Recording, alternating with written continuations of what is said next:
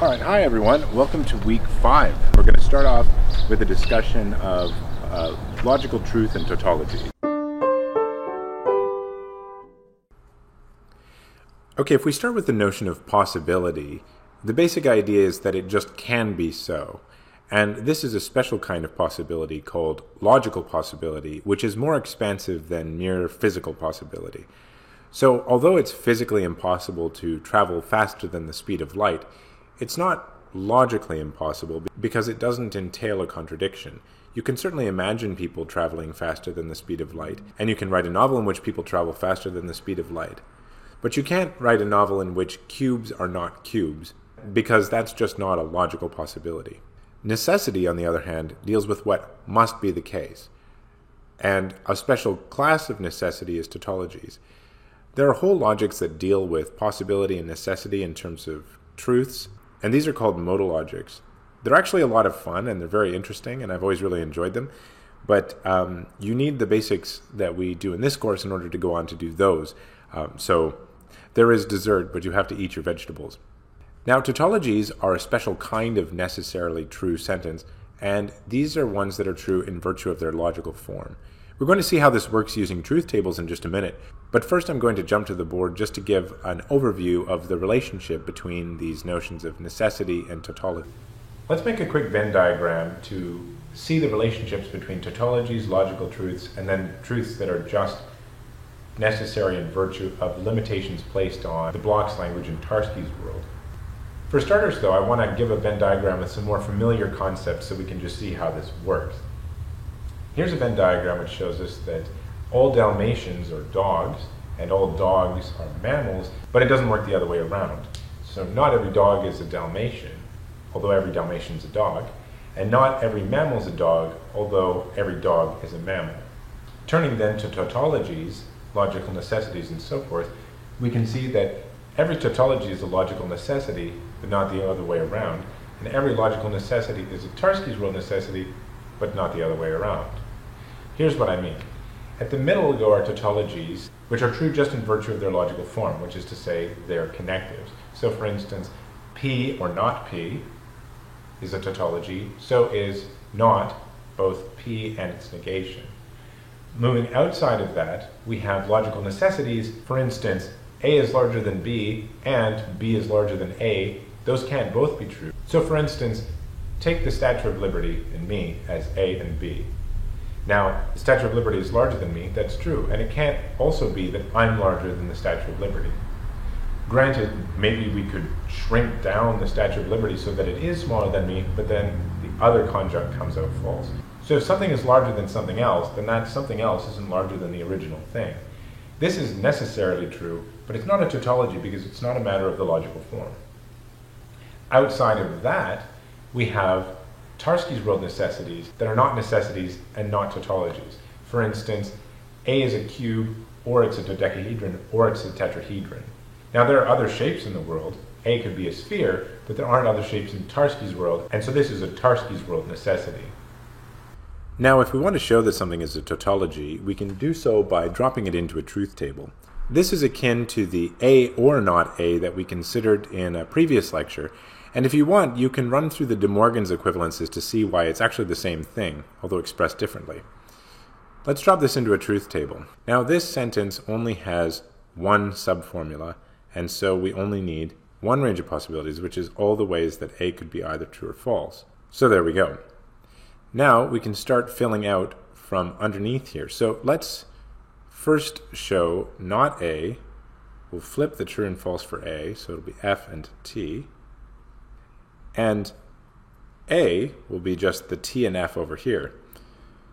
Now the connective is AND, which requires that both of them be true, so it'll be false in the first and also false in the second.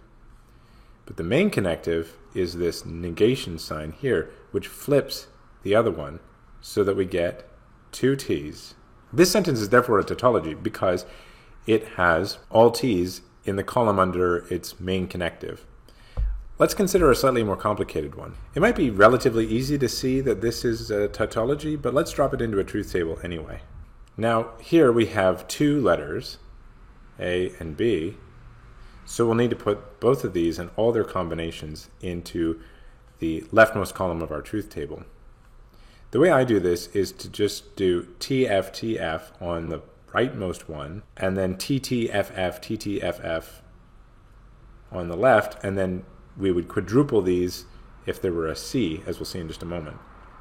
Filling these out then, not A or B is true in the first instance because B is true, but it's false in the second because B is false and A is true, so the flipped value of A is F, so both of them are Fs. It's then true because B is true, and it'll be true because, again, we get the opposite of A here, which is false in the bottom row.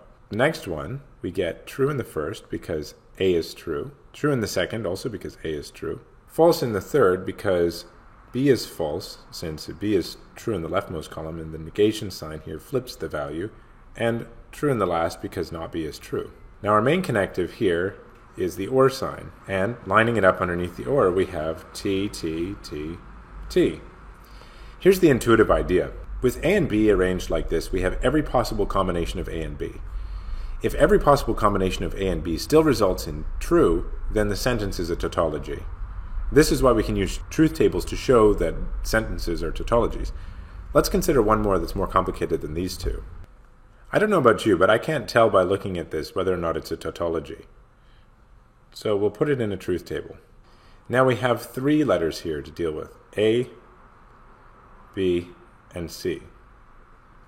In general, the number of rows that we'll need is 2 to the power of n, where n equals the number of letters. So 2 to the power of 3, in this case, equals 8.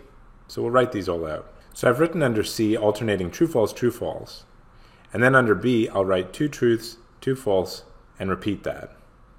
Finally, under A, I'll write 4 truths and 4 falses. If you prefer to do it in the other direction, you can take one letter and write half of them as truths and half of them as false.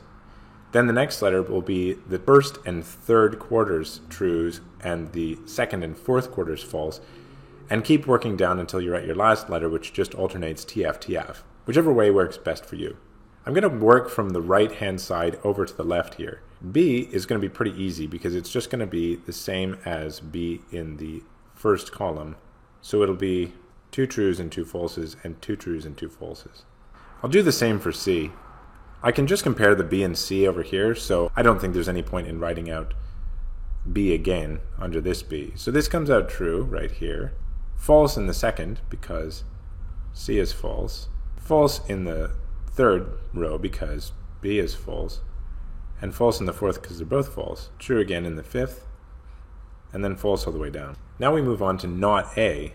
This will just be the opposite of the truth values of A in the leftmost column, so we get 4 falses and 4 truths. Now we've got either not A is true or the conjunction of B and C is true. So this is true in the first and false. So just to make clear, what I'm comparing here is the not A with the main connective of this subformula B and C. That gets me this main column here for this subformula, not A, or in parentheses B and C.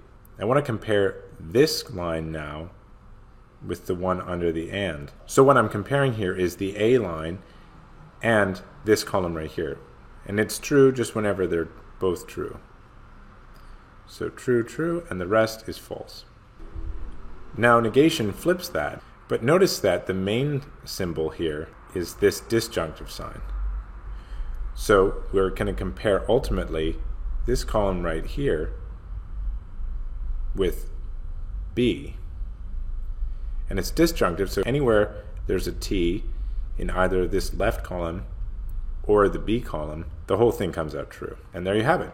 One straight column of T's all the way down under the main connective. Now, some people were asking about how to find the main connective. It's the one with the least parentheses around it. That's the most straightforward way of thinking about it.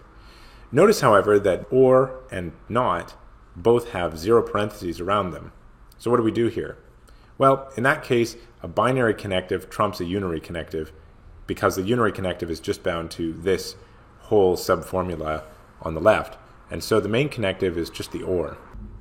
The main connective is the one with the fewest parentheses around it, and a binary connective beats out a unary connective if there is any contest between them, as there is in this case. Now you might wonder, what about conjunctive strings like this? We can write these just fine, but technically we should write them with parentheses around them. And there's a straightforward way to just apply these. You just cluster them around the left. So you put parentheses around this first disjunct, then parentheses around the second one, and so on. And the same applies for conjunctive strings like P and Q and R. I want to consider one last notion before we wrap this up, and that's the logical possibility that we started everything off with. Recall that what's possible is what can be. And the way to show this is just that under the column of the main connective, there's at least one T. So for instance, take the subformula from one we considered earlier, B or C. Putting this in a truth table, we can compare the B and C, which we know because it's a disjunction comes out true in case at least one of them is true. Well, we have T values here underneath the main connective for at least one, in fact 3 cases, and that's all we need to say that something like this is possible. So if it's possible, it has at least one row true.